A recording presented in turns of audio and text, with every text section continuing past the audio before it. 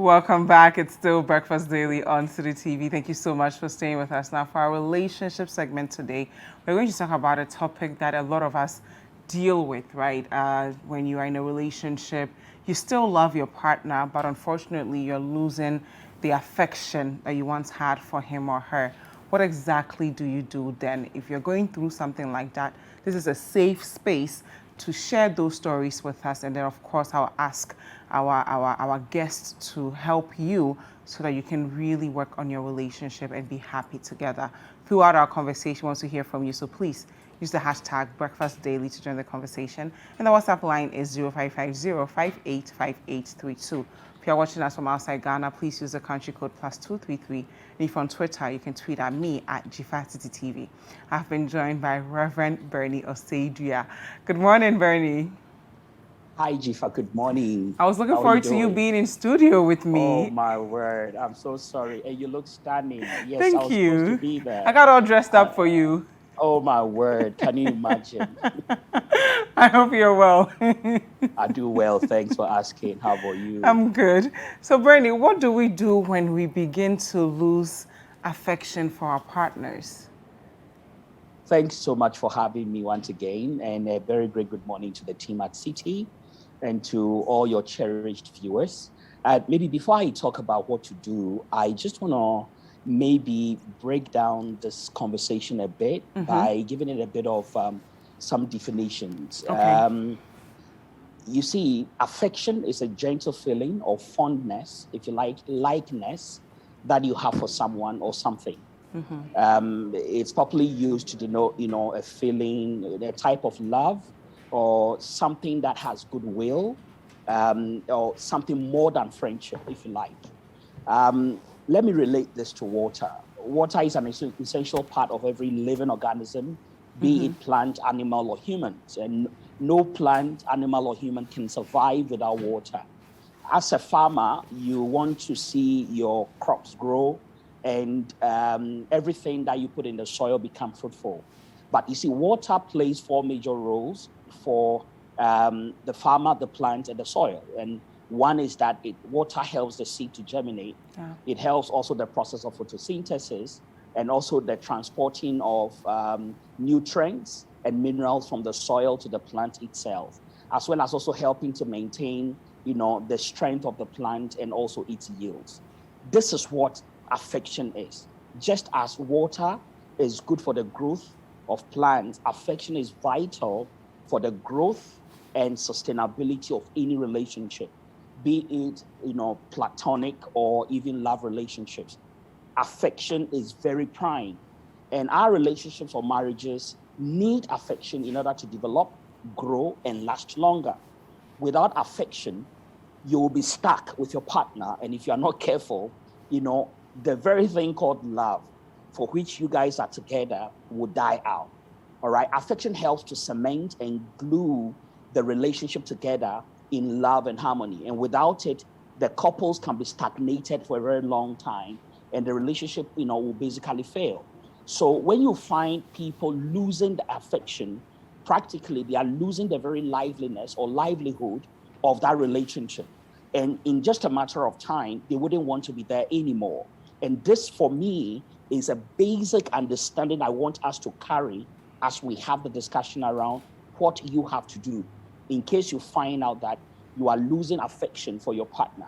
What it basically means is that you are actually losing the very existence for that relationship.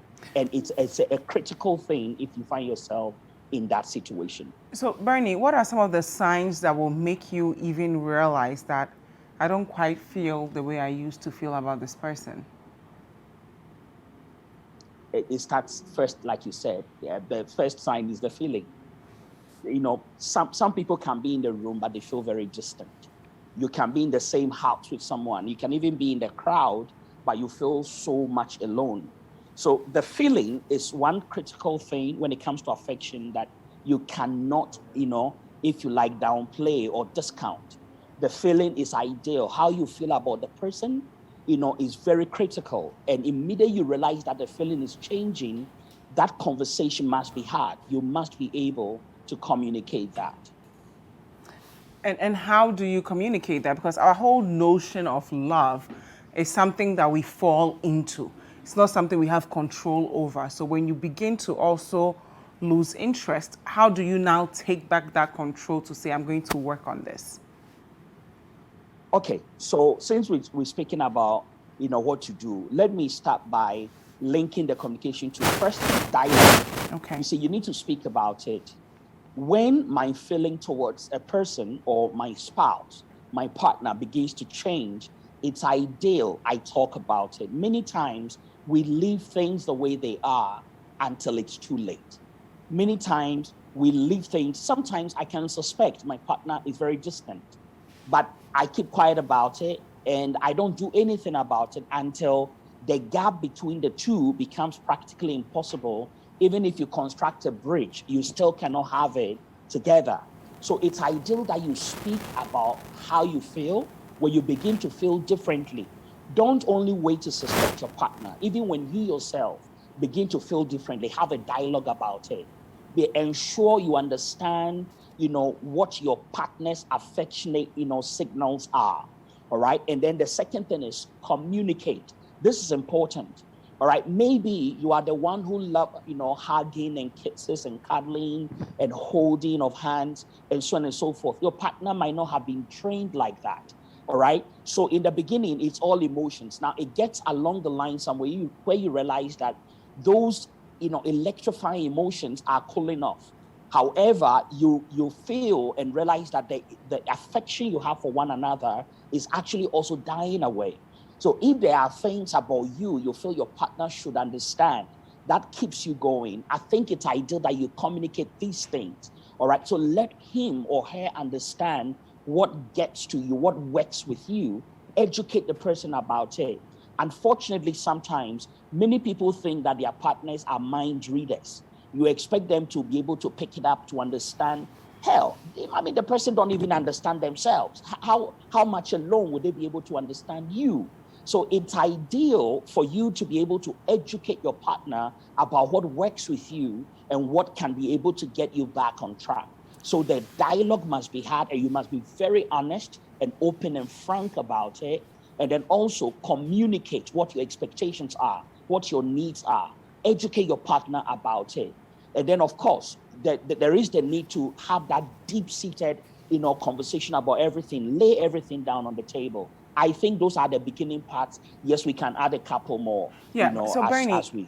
how do you have this conversation without hurting your partner's feelings? How do you do it in a way that is very respectful, it's very empathetic, and with the solution in mind that we're still a team? We're not having this conversation to end the marriage or the relationship. We're just having the conversation to fix the loopholes.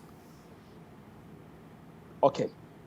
So a typical example, I live with my partner, you live with your partner, you feel a certain way about your partner. When this affection, when these feelings begin to change, there is nothing wrong to have maybe an evening out, maybe go for a walk, maybe go out to dinner, maybe go to the movies.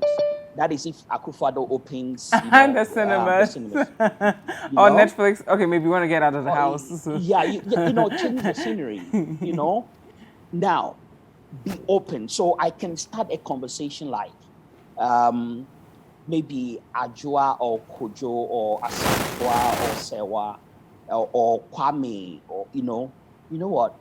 I'm in a space right now that I'm beginning to think a lot. I kind of feel we are being a bit distant. Maybe it's me. Maybe I'm not reading things well.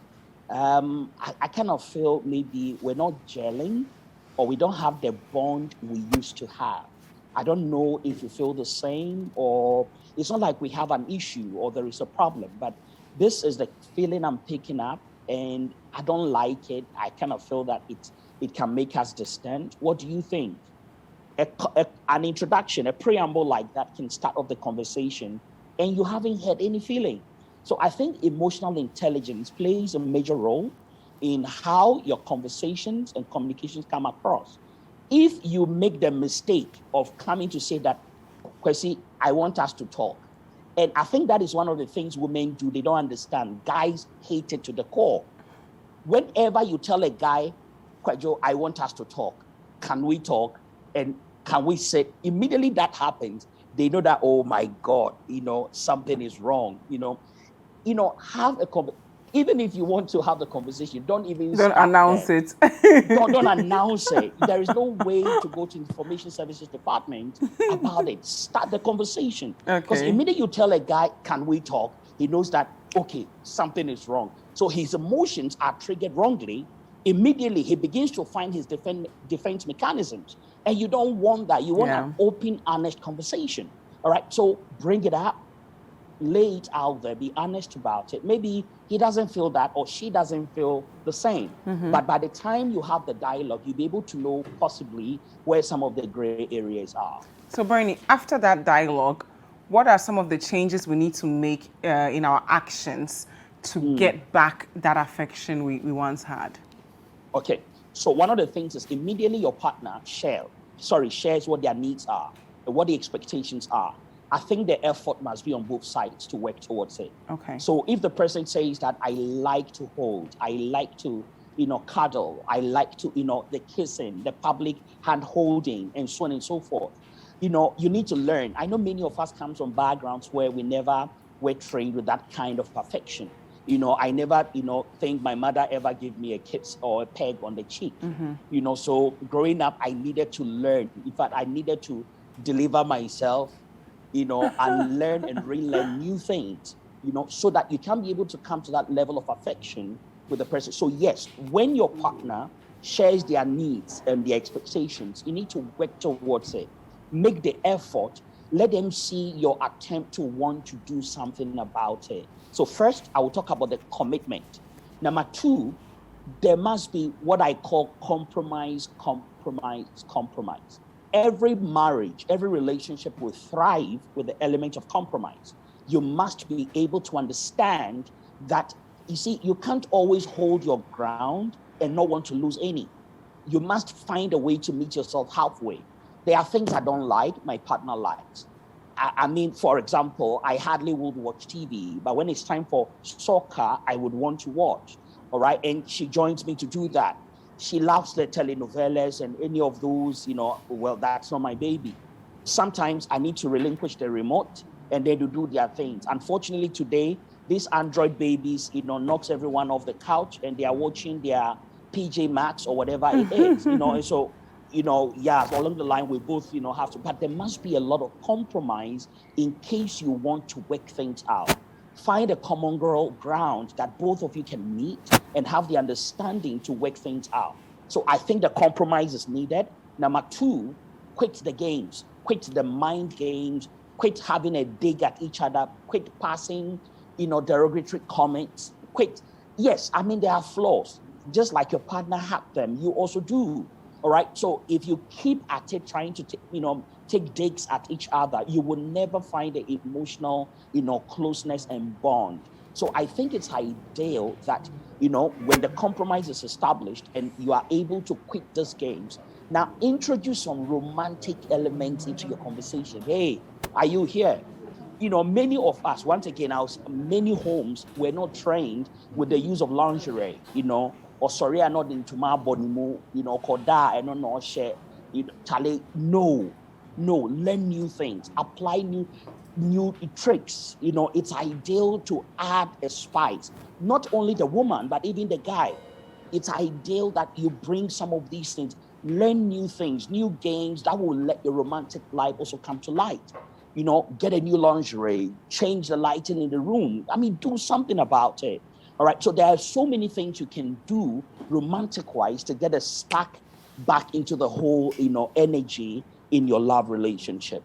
And of course, time and space and also decency will not permit us to go in depth into some of these things, but I think on a very more private, platform, we can be able to have some of those conversations. Speaking of private forums, if people are watching and they want to reach you to give them some tips on what to do privately to spice up their relationships again, where do we reach you? All right, so you can connect on WhatsApp, also on call 0500 200 944. I say again, 0500 200 944. You can also connect via my social media handles. So on Instagram, I'm there as Benny Dia, or Benny Osadia. On Twitter is Benny Dia. On LinkedIn or Facebook, you find me as Bernard Osadia. All right, any of this. And let me kindly say this, that sometimes I find it becomes a bit hectic, especially after programs like this. The calls ring back to back. So if you call and we've not been able to answer or something, sometimes take a step further beyond wanting to talk on the phone. Make the attempt to want to meet with the person. Come, I'll be willing to sit with you and see what to do to help. But some of us really need the help that can help to bring the life, back into our love relationship. Thank you very much, Reverend Bernie Osadia, for being with us. It's always an honor. And as he said, it's not the end of the world if you're losing affection for your partner, but you have to communicate, no matter how difficult that might be. You have to acknowledge that you're losing that affection, or if you feel that way, you have to bring up the conversation. It doesn't mean that you have to do it at home. Maybe go for a walk, maybe go to a restaurant, be in a different environment, and come to that conversation with the angle of emotional intelligence, with a lot of empathy. And after that conversation, you have to be willing to compromise. So some of the things they tell you they like, make an effort to do that. Things they don't like, make an effort to stop doing them. It works both ways. And then finally, you have to put in the work. It won't change if you don't work at it.